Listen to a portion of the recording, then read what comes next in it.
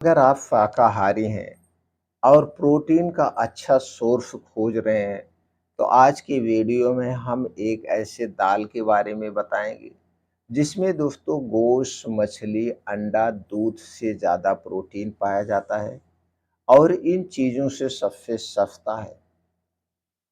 तो दोस्तों वह दाल कौन सी है? उसे कब और कितनी मात्रा में खाना है? 100 ग्राम दाल में कितना प्रोटीन पाया जाता है? और दोस्तों इसके क्या-क्या फ़ायदे हैं, ये सारी जानकारी आज के वीडियो में शेयर करेंगे। दोस्तों अगर हमारे शरीर में प्रोटीन की कमी हो जाती है, तो हमारे शरीर का विकास रुक जाता है। हमारे शरीर की हड्डियाँ, मांसपेशियाँ में मजबूती नहीं आती है। हमारे शरीर पे मांस नहीं चढ़ता है। हमारा शरीर देखने में लकड़ी जैसे लगता है और दोस्तों हमारे शरीर को सारी कमज़ोरी दू हो जाती है, यानी कि बहुत सारी कमज़ोरियाँ हो जाती हैं और जब शरीर कमज़ोरी से गुज़रता है तो सारी बीमारियाँ हमें घेर लेती है। तो दोस्तों हमें प्रोटीन लेना बहुत ज़रूरी है। तो एक दिन में हमें कितना प्रोटीन लेना चाहिए ये भी जानना बहुत ज़रूरी है। दोस्तों अगर आप एथलीट हैं, यानी दौड़ते हैं, बहुत ज़्यादा योगा, प्राणायाम, मेडिटेशन करते हैं, आप जिम जाते हैं, तो आपको एक दिन में 55 ग्राम से लेकर 100 ग्राम के बीच प्रोटीन की ज़रूरत पड़ेगी। अगर आप इतनी मेहनत कर रहे हैं तो। अगर आप एक नॉर्मल जीवन जी रहे हैं, ना तो आप योगा करते हैं, ना प्राणायाम, ना मेडिटेशन करते हैं, तो दोस्तों आपको 55 ग्राम प्रोटीन डेली चाहिए। 55 ग्राम प्रोटीन डेली चाहिए। यह उम्र के हिसाब से डिपेंड करता है और वर्क के हिसाब से डिपेंड करता है कितना प्रोटीन चाहिए, इस पे डिपेंड करता है।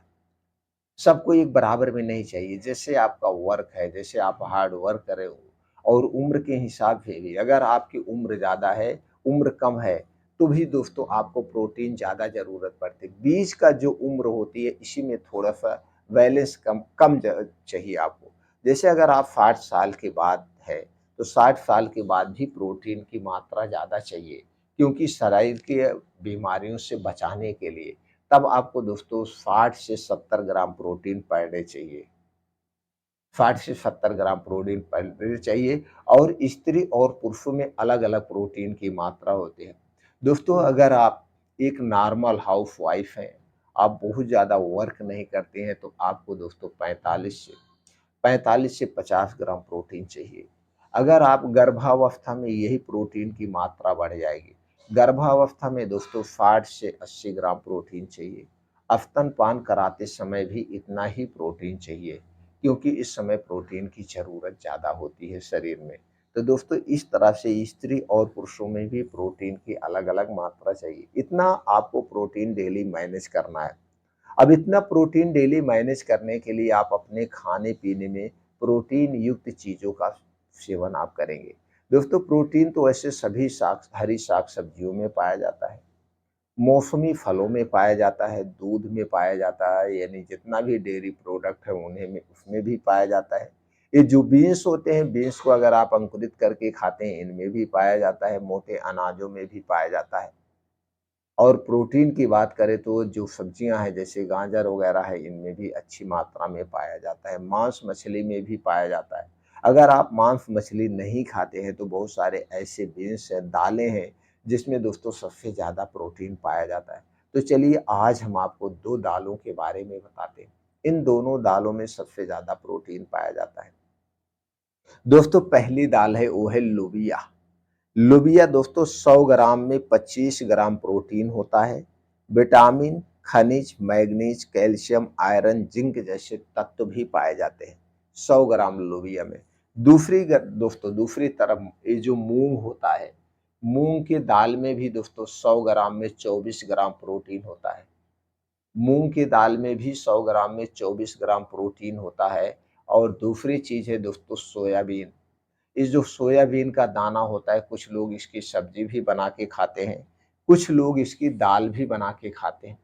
तो दोस्तों 100 ग्राम में जो है प्रोटीन सोयाबीन में 26 से 28 ग्राम प्रोटीन पाया जाता है। सबसे ज़्यादा प्रोटीन सोयाबीन में पाया जाता है। सोयाबीन, लोबिया और हरी मूंग में, इन तीनों चीज़ों में सबसे ज़्यादा प्रोटीन पाया जाता है। इन तीनों चीज़ों की आप दाल भी बना के ले सकते हैं।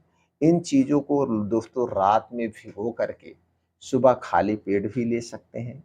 इन तीनों चीज़ों की आप सब्ज़ी बना के भी खा सकते हैं। जैसे भी खाएँ। अगर आप बात करें 1 दिन में कितना लेना है, आप कितना डाइजेस्ट कर सकते हैं। दोस्तों 1 दिन में 50 ग्राम से ज़्यादा मत लीजिएगा। अगर 100 ग्राम आप लोग ये लेंगे तो इसे जल्दी पचा नहीं पाएँगे, 50 ग्राम लीजिए। 50 ग्राम में आपको 12-13 ग्राम प्रोटीन मिल गया। अब ये तो हो गया, अगर यहीं पे आप अंडे का प्रयोग कर रहे हैं, तो 1 अंडे में आपको 4 से 5 ग्राम प्रोटीन मिलता है। तो आपको इतनी प्रोटीन की पूर्ति करने के लिए आपको 2-3 अंडे लेना पड़ेगा और वो महँगा पड़ेगा, ये सस्ता पड़ता है। इसके अलावा यह शाकाहारी है, इसमें कई और ऐसे एंटीऑक्सीडेंट पाए जाते हैं, जो आपके शरीर के लिए बड़े ही फ़ायदेमंद हैं। अब आपको ध्यान ये देने की ज़रूरत है, अगर आप इसे दाल के तौर पे प्रयोग कर रहे हैं, इसकी दाल जब भी खाइएगा यहीं पे ध्यान देने की ज़रूरत है। यह दाल एक सुपर फूड हो गई। इस दाल को जब भी खाइएगा, सुबह के समय खाइएगा या दोपहर के समय खाइएगा। इस दाल को रात में कभी मत खाना। अगर आप इस दाल को रात में खाएँगे तो आपको यूरिक एसिड बढ़ेगा, आपको गैस कब्ज़ एसिडिटी होगी। क्योंकि दोस्तों रात के समय में हमारा पाचन तंत्र स्लो हो जाता है। अगर रात के समय आपको खाना है तो सूर्य डूबने के 1 घंटे पहले खाइए। सूर्य डूबने के बाद इस दाल का प्रयोग कभी मत करना। अगर आप करेंगे तो दोस्तों ये जल्दी से डाइजेस्ट नहीं होगा, आपको गैस कब्ज़ एसिडिटी होगी और आज के समय में यही कारण है कि सब लोग दोस्तों गैस कब्ज़ एसिडिटी से परेशान हैं। क्योंकि 100% लोग गारंटी के साथ मैं कहता हूँ, उनका खाना रात को 8 बजे से 12 बजे के बीच ही होता है। 8 बजे से 12 बजे के बीच ही होता है और जो दोस्तों सबसे ज़्यादा नुकसानदेह है। अगर आपको स्वस्थ और निरोग रहना है, तो आयुर्वेद की यह एक दिनचर्या ज़रूर अपना लीजिए। आप प्रकृति के रूल्स को फ़ॉलो कर लीजिए। हमारा प्रकृति क्या कहता है? हमारा प्रकृति यही कहता है कि हमारा जो खाना है, वो दिन-दिन में होना चाहिए, दिन-दिन में। आप सूर्योदय के बाद खाना शुरू कर सकते हैं और सूर्यास्त के पहले अपना खाना आप बंद कर दीजिए। क्योंकि जब दोस्तों सूर्योदय होता है तो हमारा पाचन तंत्र तेज होता है और जैसे-जैसे सूर्यास्त ढलने की तरफ जाता है, सूर्यास्त होता है, हमारा पाचन तंत्र स्लो हो जाता है और सूर्य डूबने के बाद एकदम स्लो हो जाता है। इसके बाद जो खाना आप खाते हैं, अगर इसमें हेवी फूड लेते हैं, तो जल्दी डाइजेस्ट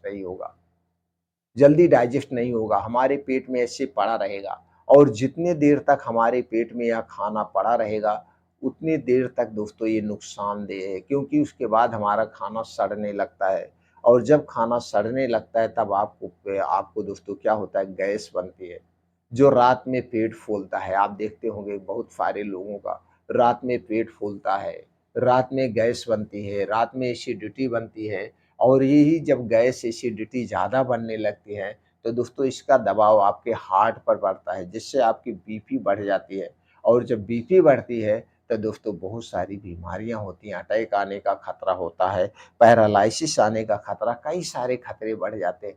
इसलिए रात के समय में हमें कोई हैवी फूड नहीं लेना चाहिए, तो ये प्रकृति का रूल अपना लीजिए, रात का खाना सूर्य डूबने के पहले खाइए और जब आप जल्दी खाएँगे तो जल्दी जगेंगे भी और सुबह जल्दी उठ कर के डेली योगा, प्राणायाम, मेडिटेशन करिए दोस्तों, पूरी ज़िंदगी आप बीमारी से दूर रहेंगे। आपको दवा की ज़रूरत नहीं पड़ेगी। ये दोस्तों जो प्रकृति के रूल है, आयुर्वेद के रूल है, जो भी इसे अपनाया है, जिसने भी इसके साथ नाता जोड़ा है, वह हमेशा स्वस्थ और निरोग रहा है। आप भी इसी से नाता जोड़िए, हमसे भी नाता जोड़िए। आपके पास तक दोस्तों ऐसे जानकारी हम पहुँचाते रहेंगे।